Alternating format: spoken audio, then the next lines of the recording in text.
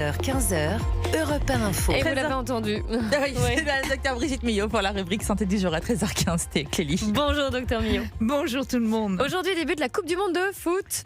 Eh oui, et c'est l'objet d'une chronique santé, oui, parce que vous nous dites que les grandes compétitions peuvent avoir un effet sur la libido. Oui, alors on va le préciser tout de suite dans une certaine mesure et pas pour tout le monde.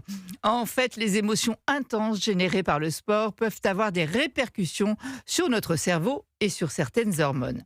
Libération d'adrénaline, c'est l'hormone qui nous maintient en alerte, qui accélère le rythme cardiaque. Elle nous fait vivre le match avec intensité, excitation. Le cerveau produit aussi de la dopamine, l'hormone du plaisir, de la récompense, celle qui nous procure cette sensation d'euphorie lorsqu'un but est marqué à la dernière minute, mais aussi celle du désir et de la motivation.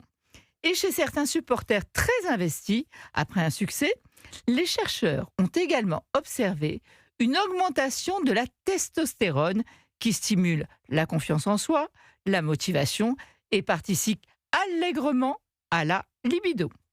De plus, le partage fait vibrer, ce qui vous fait vibrer à l'unisson, crier ensemble, applaudir ensemble, célébrer ensemble, libère aussi l'ocytocine, qui est l'hormone du lien, de l'attachement, très présente chez les femmes.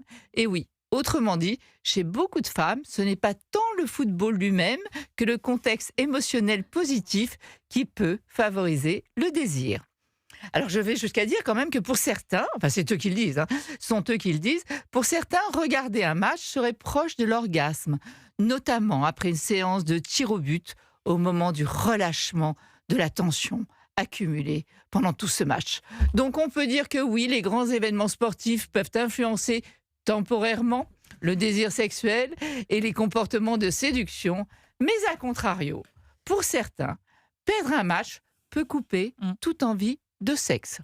J'en profite aussi pour dire qu'il existerait un effet Iniesta, c'est un grand joueur espagnol, et qui correspond en fait à une augmentation, qui correspondrait à une augmentation du nombre des naissances 9 mois après des Coupes du Monde. Donc, je vous donne rendez-vous dans 9 mois. Le bilan. On verra.